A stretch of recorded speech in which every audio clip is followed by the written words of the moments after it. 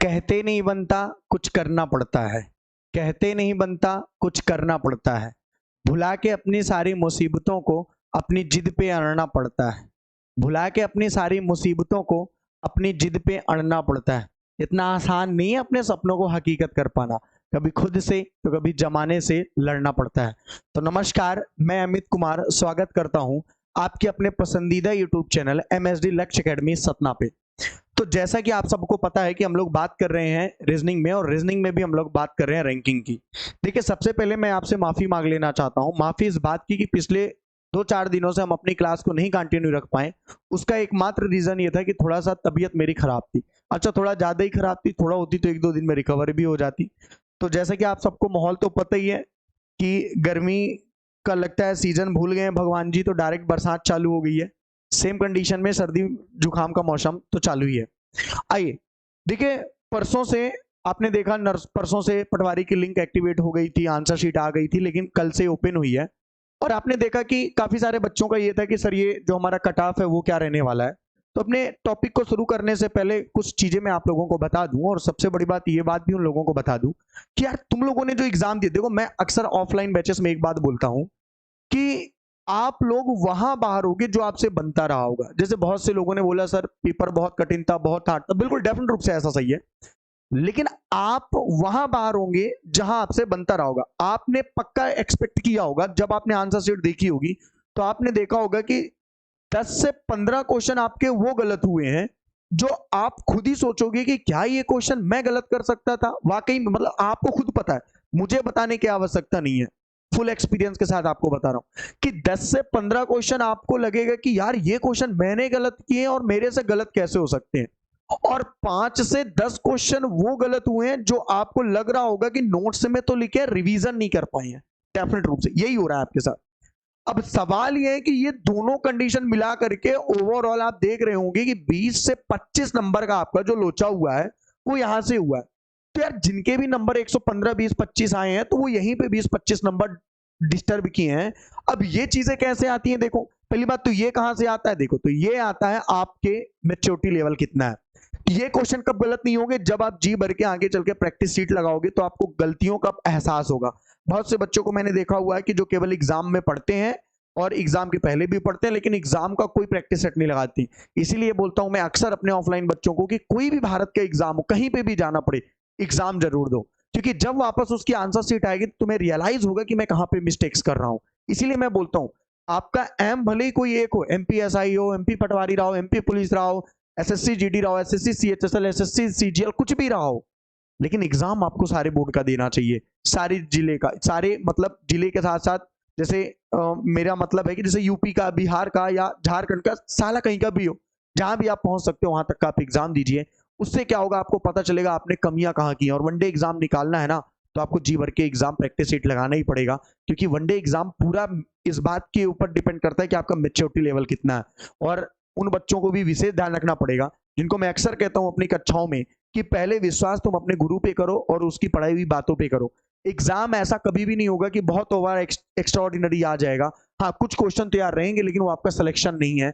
आपका सिलेक्शन ये है जो आपने गलत किए हुए हैं। करेक्ट है? तो इस बात का ध्यान रखो, अक्सर मैं अपनी कक्षा में कहता हूं। और एक दूसरी बात, ये कोई ऐसा नहीं है कि मतलब आ करके कोई भाषणबाजी कर रहा हूं। आपको रियलाइज है, मुझे बोलने की जरूरत नहीं है।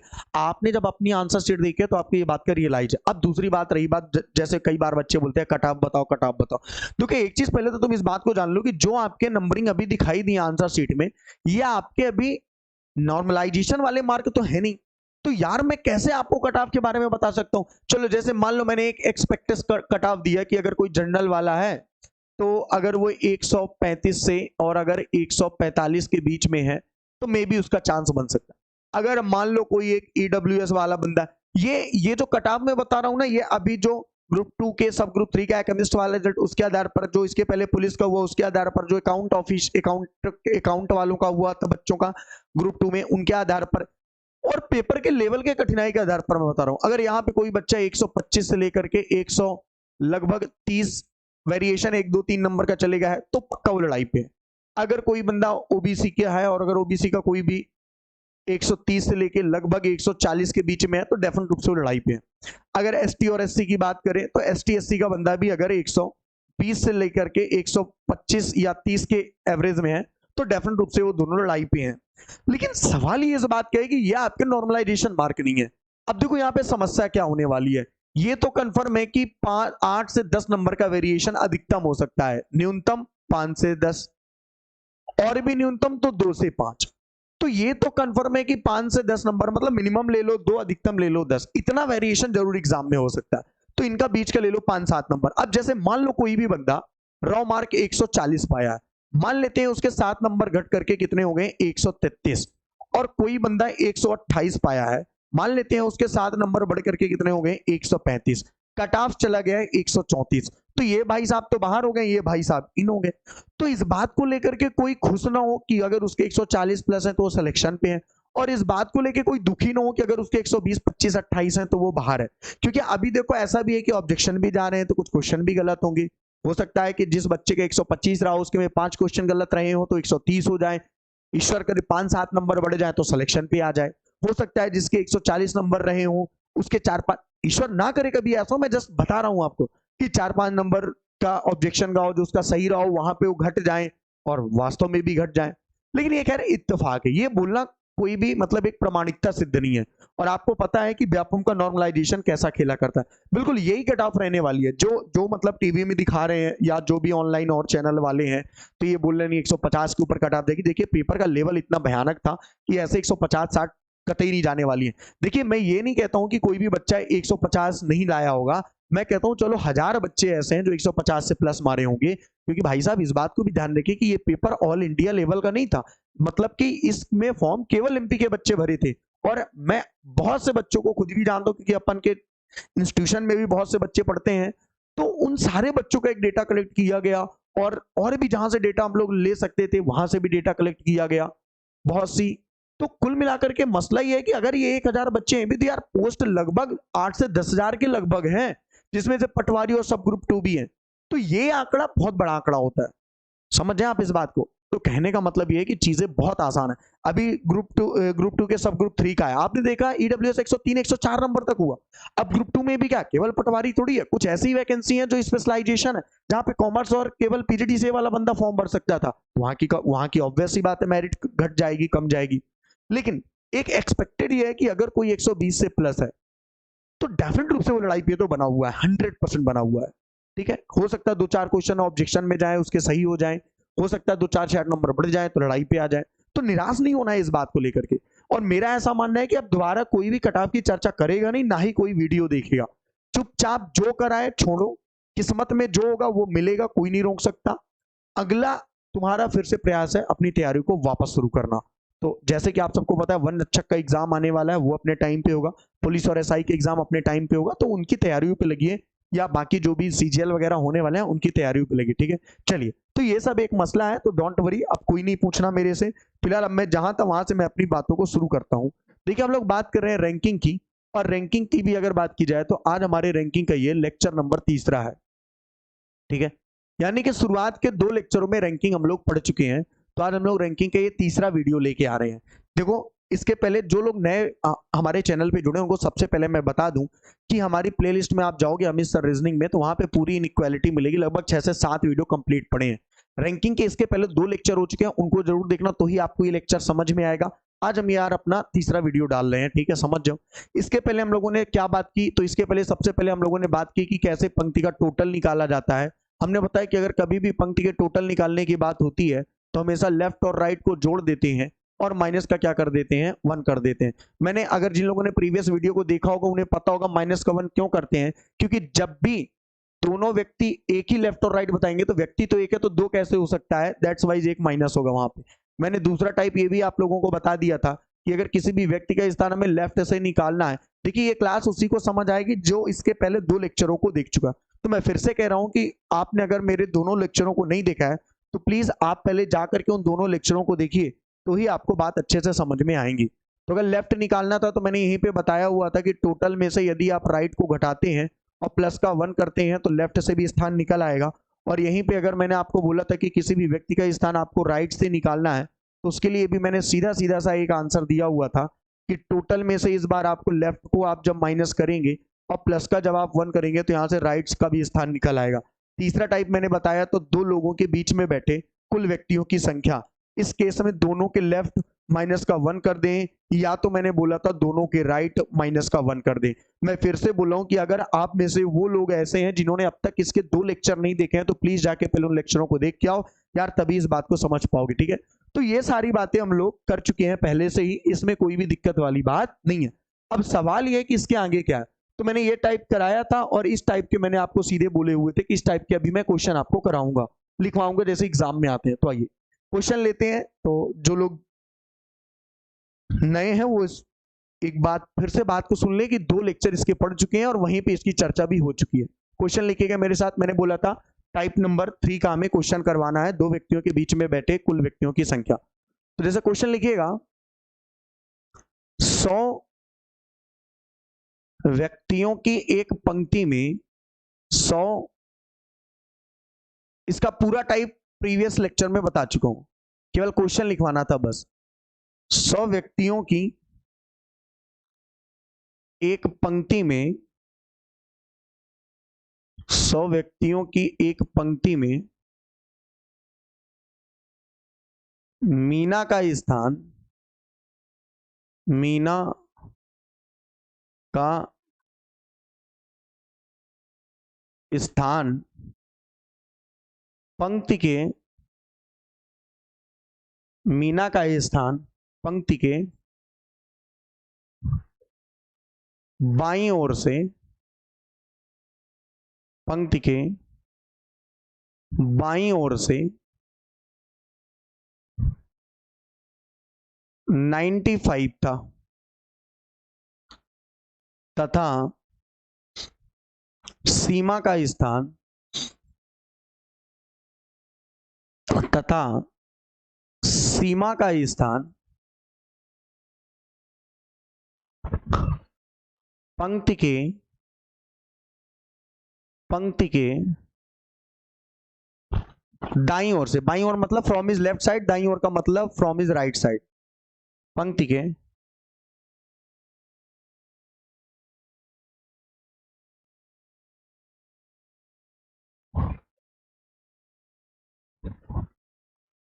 दाईं ओर से, फ्रॉम इज राइट साइड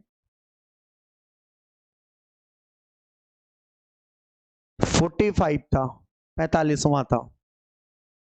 तो बताइए कि, तो बताइए कि, तो बताइए कि मीना और सीमा,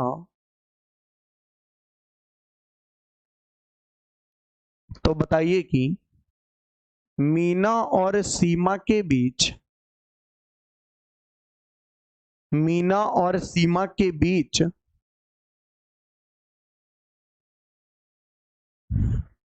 कुल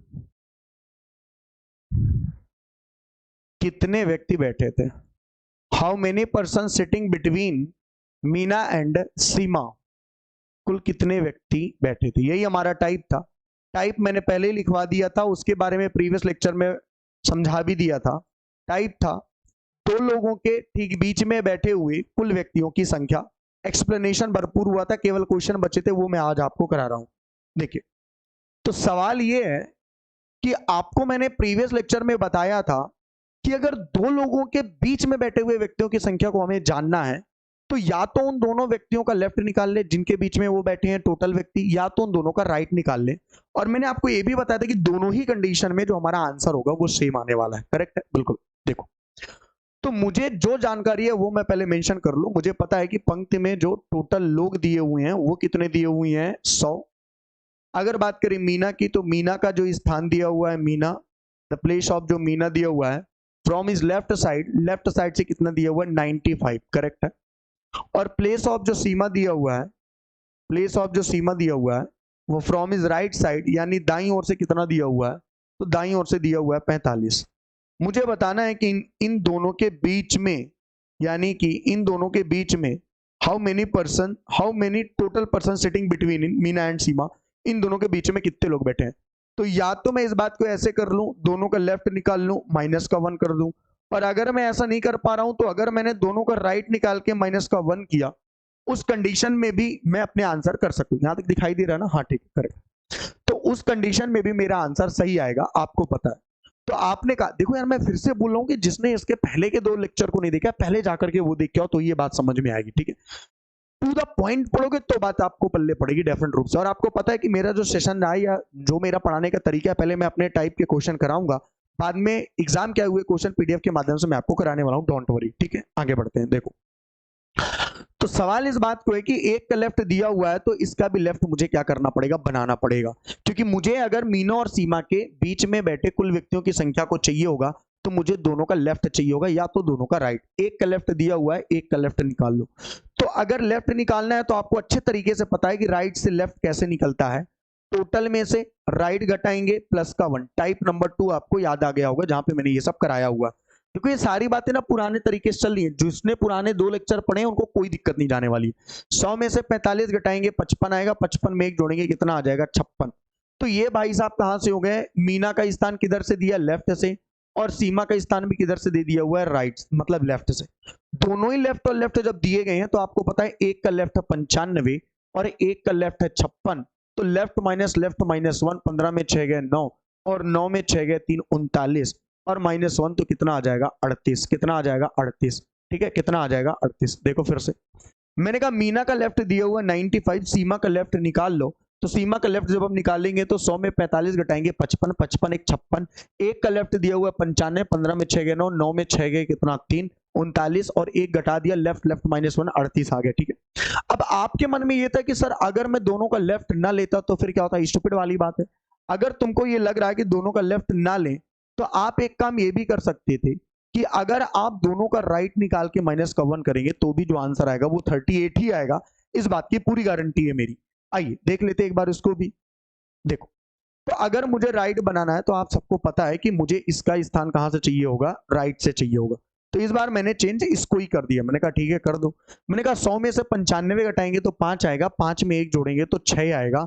मतलब कि मीना का स्थान राइट से कितना आया? 6। और ये भाई साहब राइट से कितने हैं? 45। तो यू नो दैट कि 45 में से 6 घटाएंगे और माइनस का करेंगे 1। 45 में 6 घटाएंगे 39 और 39 में 1 घटाएंगे तो कितना आएगा? 38।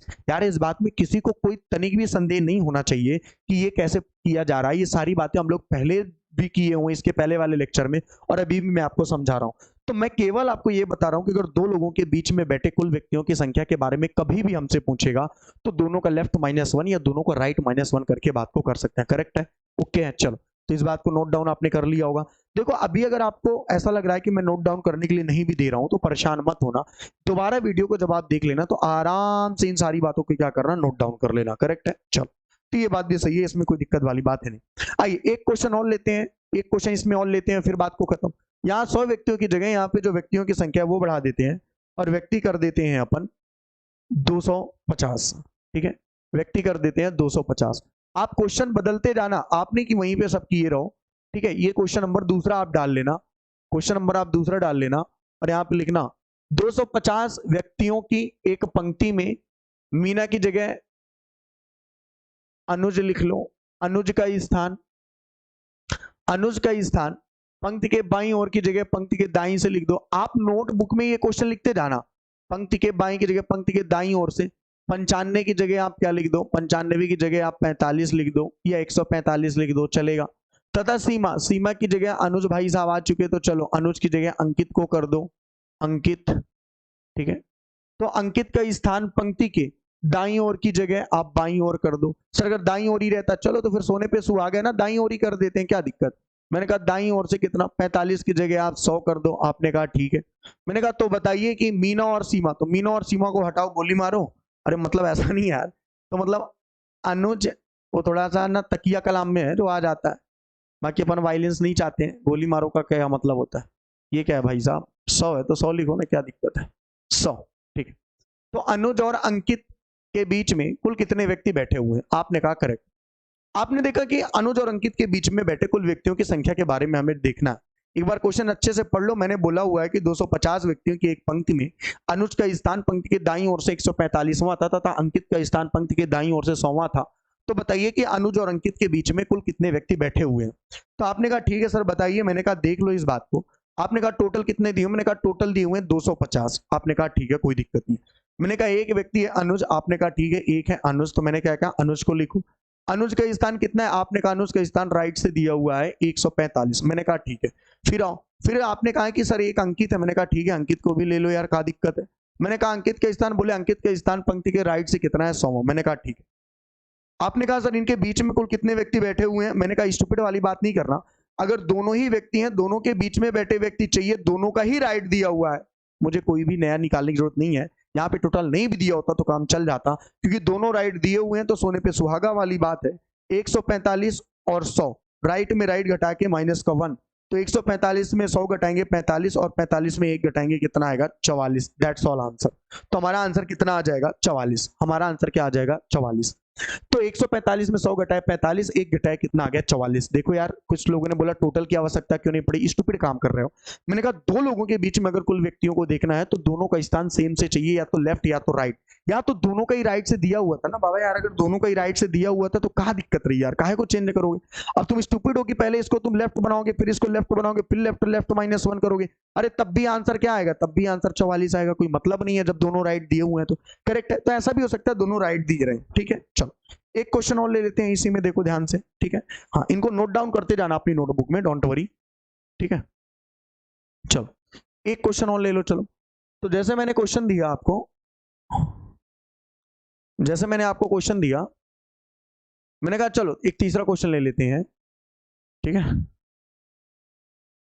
300 व्यक्तियों की एक पंक्ति में, ठीक है, 300 व्यक्तियों की एक पंक्ति में अनुज की जगह पूजा ले लेते हैं, ठीक है ना। अनुज की जगह पूजा ले लेते हैं। पूजा का स्थान पंक्ति के दाईं ओर से, तो दाईं ओर की जगह, दाईं ओर की जगह बाईं ओर कर देते हैं। क्या कर देते हैं, बाईं ओर, ठीक है, बाईं ओर। मैंने कहा बाईं ओर से 145 की जगह यहां सीधे सीधे कर देते हैं 100वां था। मैंने कहा ठीक है। और इसके बाद यहां पे लिख लेते हैं प्रियंका, ठीक है, तथा प्रियंका। मैंने कहा ठीक है। मैंने कहा प्रियंका का स्थान पंक्ति के दाईं ओर की जगह क्या लिख देते हैं, बाईं ओर। दाईं ओर की जगह क्या लिख देते हैं, बाईं ओर। दाईं ओर की जगह क्या लिख देते हैं, बाईं ओर, ठीक है। मैंने कहा बाईं ओर से 100वें की जगह अपन क्या लिख देते हैं, 150वां था, ठीक है, 150 था। तो बताइए कि पूजा और प्रियंका के बीच में, ठीक है, तो बताइए कि पूजा और प्रियंका के बीच में कुल कितने व्यक्ति बैठे हुए हैं, ठीक है, टोटल कितने पर्सन बैठे हुए हैं। आपने कहा ठीक है देख लेते हैं एक बार, देखो अच्छा समझो। जो पहले दिया हुआ है उस बात को पहले नोट डाउन कर लेते हैं आराम से तरीके से। मैंने कहा टोटल क्या दिया हुआ, आपने कहा सर टोटल जो नंबर ऑफ पर्सन दिए हुए वो दिए हुए 300। मैंने कहा ठीक है। फिर क्या दिया हुआ, बोला सर एक दिया हुआ है पूजा। मैंने कहा ठीक है पूजा को पकड़िए। पूजा के बारे में अगर बात की जाए तो क्या दिया हुआ है, बाईं ओर से यानी लेफ्ट की ओर से क्या दिया हुआ है, 100वां। मैंने कहा ठीक है कोई दिक्कत नहीं है, 100 है। फिर उसके बाद है प्रियंका जी, तो प्रियंका जी को भी पकड़िए और देखते हैं प्रियंका जी का स्थान कितना दिया हुआ है। आपने कहा सर इनका स्थान राइट की ओर से, अच्छा सॉरी लेफ्ट से ही है, चलो सोने पे सुहागा वाली बात होगी, कुछ तो बचा ही नहीं ना। क्यों, क्योंकि लेफ्ट से इनका स्थान दिया हुआ है कितना, 150। हमको पूछा इनके बीच में कितने लोग बैठे हैं, तो बताओ यार क्या इस बात में कोई दिक्कत है। 150 -100 और -1, दोनों ही लेफ्ट से दिए हुए हैं तो कोई दिक्कत वाली बात है नहीं। तो हमारा जो आंसर आएगा वो कितना आएगा, तो हमारा आंसर आएगा 49। दैट्स द राइट आंसर, ठीक है। तो देखो ये जो तीनों क्वेश्चन कराया मैंने, क्या कराया, दोनों लोगों का पहले लेफ्ट लेफ्ट कराया, दोनों का राइट राइट भी कराया, एक का लेफ्ट एक का राइट कराया, तो कोई दिक्कत वाली बात है नहीं। और इस कंडीशन में दो लोगों के बीच में बैठे कुल व्यक्तियों की संख्या के बारे में भी हम लोग क्या कर चुके हैं, जान चुके हैं। तो कोई दिक्कत वाली बात यहाँ पे भी हमें नहीं होने वाली है, करेक्ट है। चलो ठीक, तो यहाँ पे भी ये बात भी क्लियर हो चुकी है। एक आखिरी क्वेश्चन लो और नए टाइप में चलते हैं जल्दी से, ठीक है। एक आखिरी क्वेश्चन देखो, अब यहीं पे मान लो कि यहीं पे मान लो ऐसे ही मान लो, बाएं की जगह अगर मान लो यहीं पे कि दायां दे देते हैं, ठीक है। बाएं की जगह हमने क्या दे दिया, मान लो यहीं पे बाएं की जगह हमने दायां दे दिया, ठीक है। यहीं पे अगर हम बाएं की जगह दाएं ओर से दे देते तो फिर क्या हो जाता, तो समझ लो। मैंने कहा अगर दाईं ओर से दे देते तो टोटल हमारे पास जो नंबर पर्सन थे वो कितने थे, 300। आपने करेक्ट, मान लो दाईं ओर से होता, क्वेश्चन समझ गए ना, ठीक है। पूजा का स्थान अगर बात की जाए इस बार, तो पूजा का जो स्थान दिया हुआ था वो लेफ्ट से दिया हुआ था 100वां, तो चलो लेफ्ट से हमने मान लिया 100वां था। और अगर बात की जाए प्रियंका की, तो प्रियंका का जो स्थान दिया हुआ था वो इस बार दिया हुआ था राइट से, और राइट से कितना दिया हुआ था, मान लो 150, तो हमने 150 मान लिया। अब सवाल यह है कि या तो इसको हम देखो, ध्यान से देखो, अब सवाल ये है कि या तो हम इसको राइट बना ले, क्योंकि या तो इसको लेफ्ट बना ले, आपको पता है। तो अगर हमने इसको राइट बनाने का प्रयास किया तो हमारा क्या हो जाएगा, 300 में 100 जाएगा 200, एक जोड़ेंगे तो कितना हो जाएगा 201। अब पूजा जी का स्थान राइट से कितना है 201 और प्रियंका का स्थान राइट से 150। यू नो दैट कि अगर ऐसी कंडीशन हमारे पास आ चुकी है तो दोनों ही राइट से अगर है तो 201 माइनस 150 और माइनस का क्या कर देंगे अपन 1, तो ये हमारा आंसर हो जाएगा। 201 में 150 घटाएंगे तो डेफिनेट रूप से 51 आएगा, 51 में 1 घटाएंगे तो कितना आएगा 50 आएगा। तो हमारा राइट आंसर क्या हो जाएगा 50, राइट आंसर क्या हो जाएगा 50। तो मुझे नहीं लगता कि इस टाइप में किसी को भी कोई दिक्कत जाने वाली है, तो ये टाइप यहां से क्या होता है खत्म। अगले टाइप की आप हेडिंग डालिए जल्दी से। तो अगला हमारा टाइप है रैंकिंग में, अगला हमारा टाइप है रैंकिंग में, लिखिएगा पंक्ति के ठीक मध्य में बैठे हुए व्यक्ति का बायां एवं दायां स्थान निकालना। हेडिंग डालिएगा टाइप नंबर 4, 4 है ना टाइप, बिल्कुल टाइप नंबर 4 में डालिएगा पंक्ति के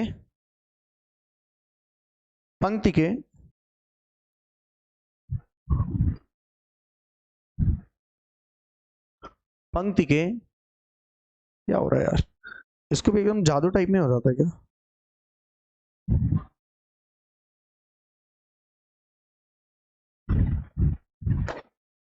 गजब हो गया यार, ये लो चक पंक्ति के, ये बात यार, चलो हटाओ दूसरा कलर ले लेते हैं, इसको पता नहीं क्या। पंक्ति के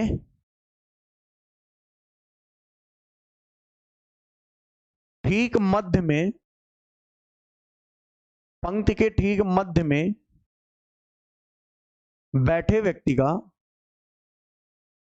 व्यक्ति का टाइप नंबर 4 है ये, बैठे व्यक्ति का बायां एवं दायां स्थान निकालना। बायां एवं दायां स्थान निकालना, ये टाइप नंबर 4 है। अपनी नोट करते रहना अपने कॉपी पे। पंक्ति के ठीक मध्य में बैठे व्यक्ति का बायां एवं दायां स्थान निकालना। तो अगर कोई भी बंदा या कोई भी व्यक्ति पंक्ति के ठीक मध्य में बैठा है तो उस व्यक्ति का बायां एवं दायां स्थान कैसे निकलेगा, तो इस बात को आप ऐसे समझो, जैसे मान लो मैंने आपसे बोल दिया कि एक विद्यार्थियों की एक पंक्ति है जहां कुल मिलाकर के 11 लोग बैठे हुए हैं, मतलब टोटल जो नंबर ऑफ पर्सन है वो कितने हैं, टोटल जो नंबर ऑफ पर्सन है वो कितने हैं 11। ध्यान से सुनना इस बात को, मैंने कहा टोटल जो नंबर ऑफ पर्सन बैठे हुए हैं वो कितने बैठे हुए हैं 11। अगर इसी पंक्ति में मैंने बैठा दिया अमन को, आपने कहा ठीक है, मैंने कहा कि अमन अगर इस पंक्ति के ठीक मध्य में बैठा, कहां बैठा है अमन, अमन अगर इस 11 लोगों की पंक्ति के ठीक मध्य में बैठा है तो बताइए कि अमन का स्थान लेफ्ट से कितना होगा या अमन का स्थान राइट से कितना होगा। आइए एक नजर पहले मार लेते हैं, बड़ा ही आसान है ये। हमसे बोला हुआ है कि इस पंक्ति में कुल 11 व्यक्ति बैठे हुए हैं, तो आपने कहा ठीक है 11 लोगों को बैठा दो। मैंने कहा 1, आपने कहा 2, फिर मैंने कहा 3, फिर ये हो गया हमारा 4, फिर ये हो गया हमारा 5, फिर ये हो गया हमारा 6, फिर ये हो गया हमारा 7, फिर ये हो गया 8, ये हो गया 9, ये हो गया 10 और ये हो गया 11। यहाँ पे हो गया 1, 2, 3, 4, 5, 6, 7, 8, 9, 10 और ये हो गया 11। मैंने कहा अमन पंक्ति के ठीक मध्य में बैठा है, तो मध्य का मतलब यहाँ पे अमन बैठा है, ये इसका सेंटर है। क्यों, यहां से 5 दूर और यहां से भी 5 दूर, तो लेफ्ट से किस नंबर पे h है और राइट से भी किस नंबर पे h है। भाई साहब मैं आपको केवल ये बताना चाहता हूं कि अगर कोई भी व्यक्ति पंक्ति के सेंटर में बैठा है तो लेफ्ट और राइट दोनों से सेम पोजीशन पे होगा, दैट्स ऑल आंसर। इसका क्या मतलब हो गया सर, बेटा इसका सीधा सा मतलब ये है कि अगर कोई भी व्यक्ति पंक्ति के सेंटर में बैठा है तो उसका अगर हमें निकालना है कि टोटल कैसे निकलेगा, तो बड़ा ही सिंपल सा तरीका है या फंडा है। मतलब अगर उसका हमें निकालना है कि दो लोगों के बीच सेंटर में, पंक्ति के सेंटर में वो व्यक्ति कैसे बैठा है, तो इस बात को ऐसे समझ लो, तुम डायरेक्ट कर देना यहाँ पे कि अगर सेंटर की बात आई, कोई व्यक्ति पंक्ति के सेंटर में बैठा है तो चुपचाप जितने भी नंबर आप टोटल पर्सन बैठे हैं उनमें से आप 1 जोड़ेंगे और डिवाइड बाई क्या करेंगे 2, और जो आंसर आएगा वो आंसर चाहे लेफ्ट से बोले और चाहे राइट से बोले सेम आएगा। क्योंकि जो भी व्यक्ति, जैसे आपकी पंक्ति में अगर कोई सेंटर पे बैठा है तो वो सेंटर का मतलब ही होता है कि लेफ्ट से भी उतना, राइट से भी उतना। आप लोगों में कुछ महानुभाव, महान आत्माएं होंगी जिनके मन में आ रहा होगा सर अगर यहाँ पे टोटल 11 ना होकर के 12 होता तो क्या होता। पहली बात तो ये स्टूपिड वाली बात है, अगर 12 होता तो कभी भी सेंटर का व्यक्ति बैठ ही नहीं पाता। क्यों नहीं बैठ पाता, मैंने कहा 4 लोगों के बीच में राम सेंटर में बैठा, स्टूपिड वाली बात है, 4 लोगों में सेंटर हो ही नहीं सकता। अब यार व्यक्ति है, कट के थोड़ी बैठेंगे, नंबर थोड़ी है कि 3 और 4 के बीच में कौन सा नंबर, 3.5 व्यक्ति है भाई साहब, पूरी की पूरी जगह लेंगे। तो डोंट वरी, जब भी क्वेश्चन में आएगा तो हमेशा जो नंबर देगा वो कैसा नंबर देगा, एक इवन नंबर देगा, सॉरी ऑड नंबर देगा, सॉरी ऑड नंबर विषम संख्या देगा, जहां से पंक्ति का सेंटर जरूर निकलेगा। जैसे एक क्वेश्चन लिखना मेरे साथ, तो मैं अपनी बात को और भी स्पष्ट करता हूं। हाँ, ये आपने लिख लिया होगा ना कि सेंटर का स्थान कैसे निकलता है, बात करता हूं। जैसे एक क्वेश्चन मैं देता हूं आपको, लिख लेना अच्छे से। मैंने कहा कि 101 विद्यार्थियों की एक पंक्ति में, ध्यान से लिखना, मैंने कहा 101 विद्यार्थियों की एक पंक्ति में, बहुत ही सरल टाइप है ये। मैंने कहा 101 विद्यार्थियों की एक पंक्ति में, 101 विद्यार्थियों की पंक्ति में मीना ठीक पंक्ति के मध्य में बैठी है। मीना पंक्ति के ठीक मध्य में बैठी है। मीना पंक्ति के ठीक मध्य में बैठी है। ठीक है, मीना पंक्ति के ठीक मध्य में बैठी है। तो बताइए कि मीना का स्थान बाईं ओर से या दाईं ओर से कितना होगा, ध्यान से समझना। ठीक मध्य में बैठी है, करेक्ट है, कोई दिक्कत नहीं। हमने कहा टोटल कितने हैं, 101, सॉरी टोटल कितने हैं, 101। तो अगर टोटल व्यक्ति 101 हैं तो उसमें एक जोड़ दो, डिवाइड बाई कितना कर दो, 2, तो ये हो जाएगा 102 डिवाइड बाई 2, तो कितना हो जाएगा, 51। तो इसका मतलब इसका स्थान लेफ्ट से भी 51 है और राइट से भी कितना है, 51। मुझे नहीं लग रहा है कि इस बारे में मुझे और भी ज्यादा चर्चा करनी चाहिए, बहुत ही सिंपल सा है कि अगर कोई भी व्यक्ति पंक्ति के सेंटर में बैठा हुआ है तो लेफ्ट और राइट से सेम पोजीशन में होगा, टोटल व्यक्ति दिए होंगे, हमेशा ऑड नंबर दिया होगा, एक जोड़ के डिवाइड बाय 2 करेंगे, चुपचाप लेफ्ट या राइट से पूछे उसका स्थान वही होने वाला है, दैट्स ऑल। करेक्ट है, ओके है, क्लियर है ये बात? तो चलिए ठीक है, आप अगली हेडिंग डाल के छोड़ दीजिए, अगली हेडिंग डाल के छोड़ दीजिए, ताकि मैं अपनी बात को कल से स्टार्ट करूंगा कि दो लोगों के ठीक मध्य में बैठे हुए व्यक्ति का बायां एवं दायां स्थान निकालना। क्वेश्चन की लैंग्वेज को ध्यान से सुनना। हमारा अपना टाइप नंबर कौन सा है, हमारा टाइप नंबर होने वाला है, जो हम लोग कल बात करेंगे, तो हमारा टाइप नंबर होने वाला है। देखो, टाइप नंबर 1 पंक्ति का टोटल ज्ञात करना सीखा, टाइप नंबर 2 लेफ्ट और राइट, टाइप नंबर 3 दो लोगों के बीच में, टाइप नंबर 4 हमने पंक्ति का टोटल ज्ञात, मतलब दो लोगों के सेंटर में कोई बैठा हुआ है तो, और टाइप नंबर हम लोग क्या करेंगे, अच्छा टाइप नंबर 4 नहीं 5 होगा, टाइप नंबर 5 जो हम लोग कल चर्चा करेंगे। देखो, टाइप नंबर 1 हमने देखा टोटल ज्ञात करना, लेफ्ट राइट जोड़ के -1, फिर लेफ्ट और राइट निकालना, टाइप नंबर 2 हुआ, टाइप नंबर 3 हुआ दो लोगों के ठीक मध्य में बैठे व्यक्ति का बायां बायां, मतलब दो लोगों के मध्य में कितने लोग बैठे हुए, करेक्ट। चौथा टाइप हमने पढ़ा पंक्ति के सेंटर में कौन बैठा है, और ये हमारा 5वां टाइप है। हेडिंग डाल के छोड़ दो, दो लोगों के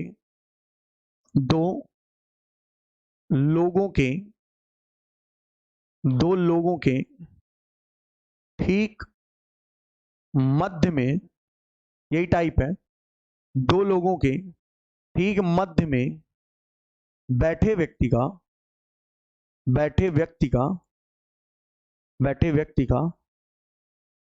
बायां एवं दायां स्थान निकालना।